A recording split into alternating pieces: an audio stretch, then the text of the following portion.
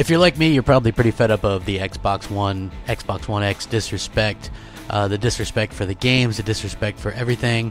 You know what I mean? I'm not really sure that I can deal with this kind of crap anymore. It's frustrating as an Xbox fan. It's annoying as an Xbox fan. I'm pissed off about it as an Xbox fan. What's up, everybody? Crapgamer here with Crapgamer Reviews, back with another video. Thank you guys for checking it out. I appreciate it. You guys rock.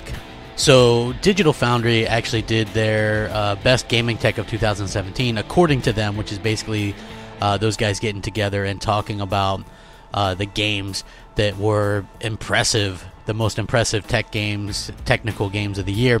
And their list kind of left me dumbfounded, and I'm sure it'll leave you dumbfounded as well.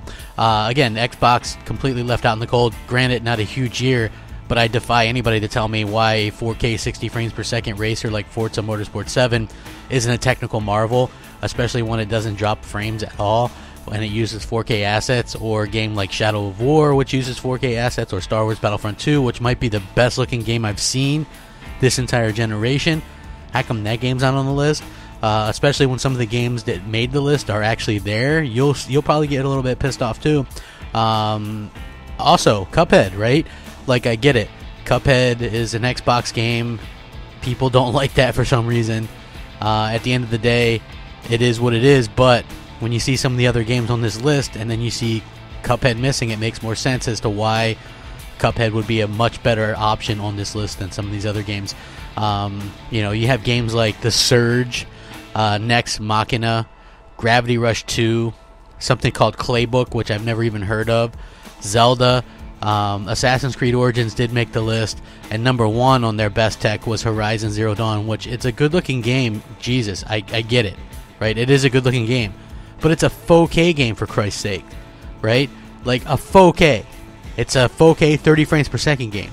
You're telling me that technically that's a better-looking game than even Destiny 2? Destiny 2 looks better than that. Certainly Shadow of War. Certainly other games as well.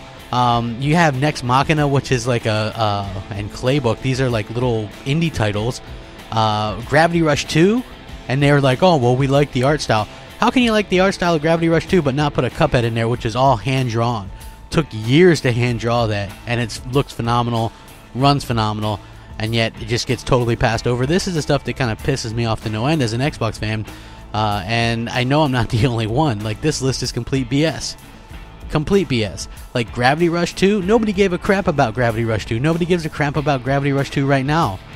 It's absolutely unavoidable that they push these PlayStation games on us, and some of these other games. Like, seriously, Nex Machina is a PlayStation 4 exclusive. Gravity Rush 2 is.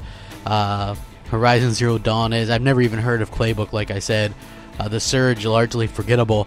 How are these games great compared to the ones that I mentioned? When you think about great technical feats and games that look great, it's stuff like Star Wars Battlefront 2, Shadow of War, Forza Horizon, Cuphead, these unique style of games.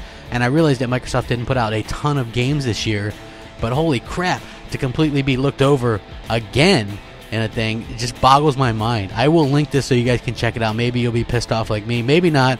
Maybe you're just like, Crap Gamer's just whining. Maybe. Who cares? Who knows? But it's my opinion, and this is what I'm saying.